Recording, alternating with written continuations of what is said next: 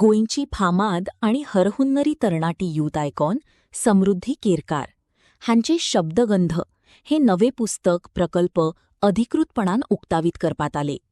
समृद्धी केरकार हांच्या साहित्य मळाविल्या आणि कला क्षेत्रांतल्या या नव्या योगदानाचे सगळेकडून कौतुक जाता आणि तांच्या या नव्या प्रकल्पाक उत्स्फूर्त प्रतिसाद मिळता. की मला प्रतिभा निसर्गाशी माझं एक नातं त्या चैतन्याशी जुळलं पाहिजे, एक आहे.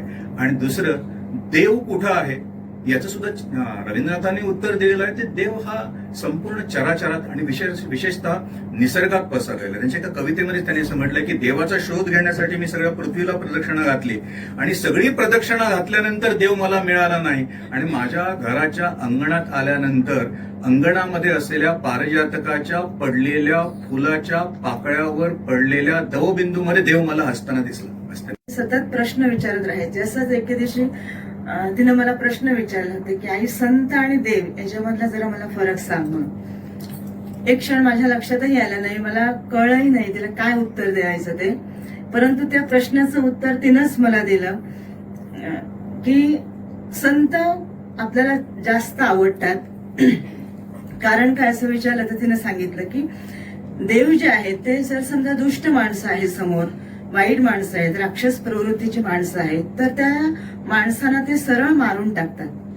परंतु संत माणसं जी आहेत, संतांनी काय केलेलं आहे तर दुष्टांच्या ठिकाणी दुष्टपणा जो आहे तो नाहीसा करण्याचा प्रयत्न केलेला आहे.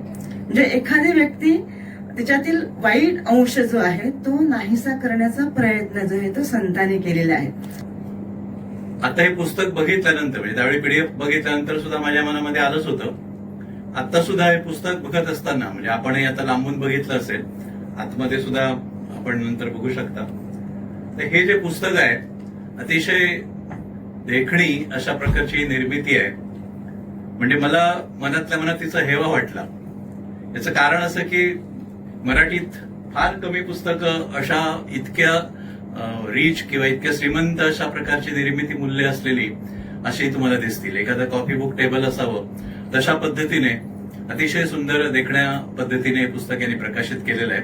त्यासाठी सुद्धा मी प्रकाशकांचं आणि तिचंही अभिनंदन करतो. साधारणपणे हिच्या वयाची जी मुलं आहेत, म्हणजे माझा मुलगा सुद्धा आता हिच्याच पिढीचा आहे, तो काय वाचतो हे मला माहिती आहे, किंवा तुमच्याही आजूबाजूला अशी अनेक मुलं असतील. तर साधारणपणे या वयाच्या मुलांना काय आवडत असतं?